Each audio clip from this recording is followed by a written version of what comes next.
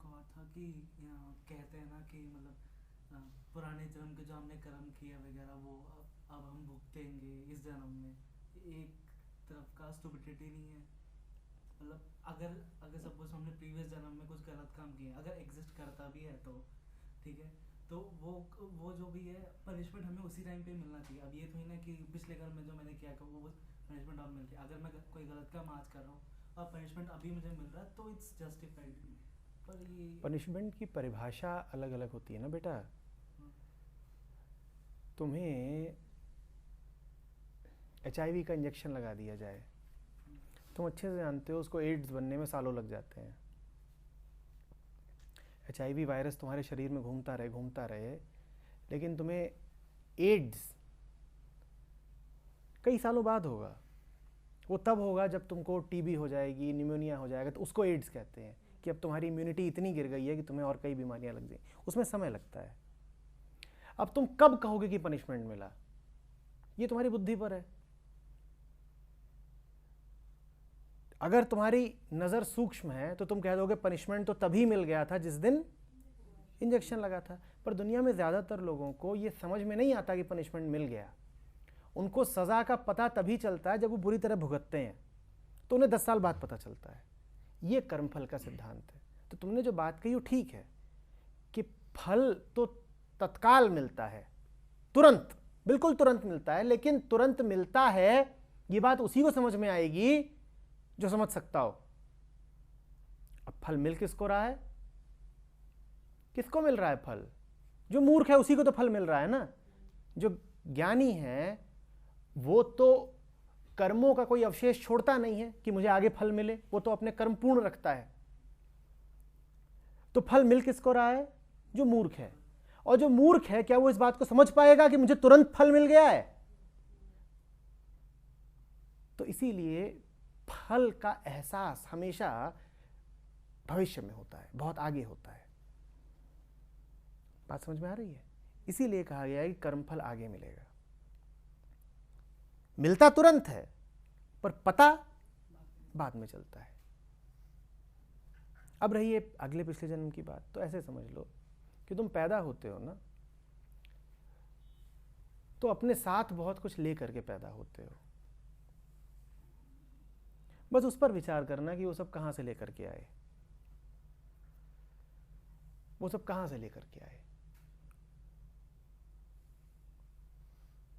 बच्चे पैदा होते हैं और 2 साल की उम्र में डायबिटीज भुगत रहे हैं। उन्होंने ऐसा कुछ करा नहीं पिछले 2 साल में, पर भुगत रहे हैं।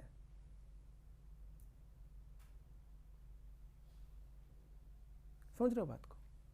और अगर तुम इसको जरा वैज्ञानिक दृष्टि से भी देखो तो उसके पूरे ढांचे में, उसके कंपोजिशन में, उसके शरीर में, उसके DNA में ही कुछ ऐसा है जो गड़बड़ है। और यो लेके आ रहा है वो। आप इस पर ये नहीं कह सकते कि भाई अभी तुमने करा तो भुगत रहे हो। वो लेके आ रहा है। और कहां से लेके आ रहा है? माँ बाप से लेके आ रहा है। माँ बाप कहां से लेके आ रहे हैं? और पहले से तो पूरी मानवता के जो सम्मिलित कर्म हैं वो बच्चे तक पहुंच रहे हैं।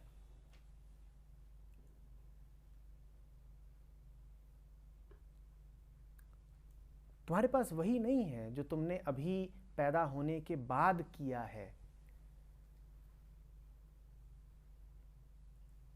आदिकाल से इंसान ने जो भी कुछ किया है तुम वो भी भुगत रहे हो, इसको भूलना नहीं। यहां पर कुछ भी अकेलेपन में नहीं चल रहा है।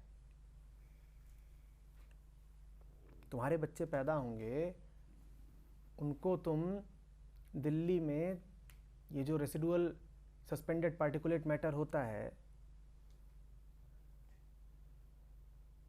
प्रदूषण का सूचक, उनको तुम इतना सारा दे के जाओगे। उन्होंने क्या किया है? उन्होंने क्या किया है? तुम्हारे कर्म है जिसको भुगतेगा कोई और।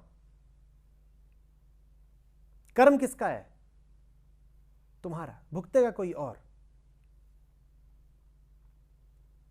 जो भुगत रहा है वो किसी और का कर्म क्यों भुगते? तो कहने वालों ने इसको इस तरीके से कहा कि वो जिसका कर्म भुगत रहा है वो उसका पिछला जन्म था। कर्म किसका है? क्या नाम बेटा तुम्हारा? जय। कर्म किसका है? जय का। भुगत कौन रहा है? कुछ नाम दे दो। पप्पू।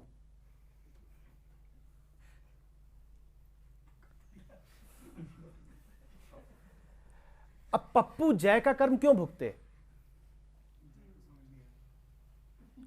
पप्पू जय का कर्म क्यों भुगते? पप्पू जय का कर्म नहीं भुगतता। तो कहने वालों ने ऐसे कहा कि जय पप्पू का पिछला जन्म था, तो अपने ही पिछले जन्म में उसने जो किया उसको अब वो इस जन्म में भुगत रहा है। या फिर ऐसे भी क्या कहा जा सकता है कि जैसे कि एंसेस्टर्स के डीएनए के कारण जो उनको प्रॉब्लम है हाँ, वो हमको पास आ रही हुआ है, हाँ, जनरेशन में। तो बस अगले पिछले जन्म का अर्थ इतना ही है कि हम अकेले नहीं है ना। हमारा जो कुछ भी है वो एक बहाव रहा है, एक अनंत बहाव जो पीछे से आ रहा है, और पीछे से बहुत कुछ है जो हमें मिल रहा है। बस इसी को कर्मफल समझ लो, इसी को पिछले जन्म की ही बात समझ लो, और कुछ नहीं।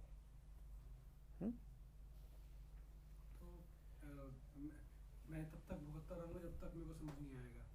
वो भुगतता रहूंगा, फिर मरने के बाद उसके बाद आगे कोई और उसे भुगतेगा। तो आपने कहा कि उसको पिछला जन्म मान लो, तो मगर वो पिछला जन्म डिटेल में एक बंदे का तो नहीं है ना ना, बिल्कुल नहीं, बिल्कुल नहीं, बिल्कुल नहीं। हाँ हाँ, बिल्कुल। अभी थोड़े दिन पहले हम वहाँ गीता पढ़ रहे थे, तो उसमें एक था कि वो कहते हैं कि जो मुझे जैसे साधता है मैं वैसे ही नहीं बनूंगा। तो उसमें था कि तो मुझे पितरों के रूप में साधोगे या पितरों के रूप में साधोगे तो मैं वैसे सदूंगा, तुम ऐसे करोगे तो ऐसे करूंगा। पर अगर तुम मुझको मेरे को साधोगे तो तुम्हारा पुनर्जन्म नहीं होगा। हाँ। क्योंकि कुछ बचेगा, मतलब ये नहीं, तुम्हारा पुनर्जन्म नहीं होगा, बस कुछ। हाँ, क्योंकि मुझे साधने का मतलब है कि अब तुम इस पूरे बहाव से बाहर कुछ है, इस बात को समझ गए हो। हाँ, अब तुम इस बहाव से बाहर हो गए हो। तुमने ये मानना ही बंद कर दिया है कि मैं अपने बाप का बेटा हूं। तुमने मानना ही बंद कर दिया है कि मैं मात्र शरीर हूं जो मुझे मेरे पूर्वजों पितरों से मिल रहा है। तुम बिल्कुल समझ गए हो कि तुम कृष्ण रूप हो।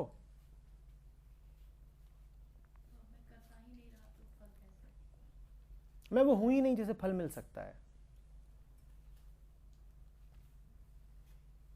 अभी कुंभ में रमन महर्षि को कैंसर हो गया था, बहुत पेन था। हाँ। तो उन्होंने बोला कि पेन मेरे को नहीं हो रहा, मेरी बॉडी को हो रहा है। हाँ।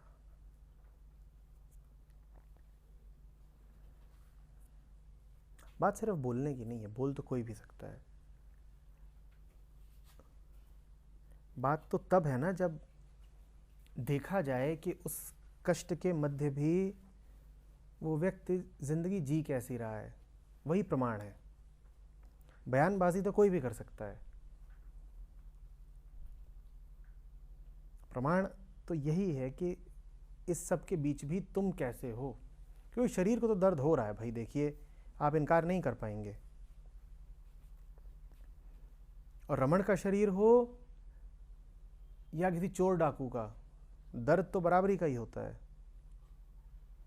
दो आंख दो कान सबके होते हैं, खाना सबको चाहिए। तो प्रमाण यही है कि दर्द आपके साथ क्या कर पाता है, दर्द आप पे कितना हावी हो पाता है, आप दर्द के साथ कैसे जीते हैं।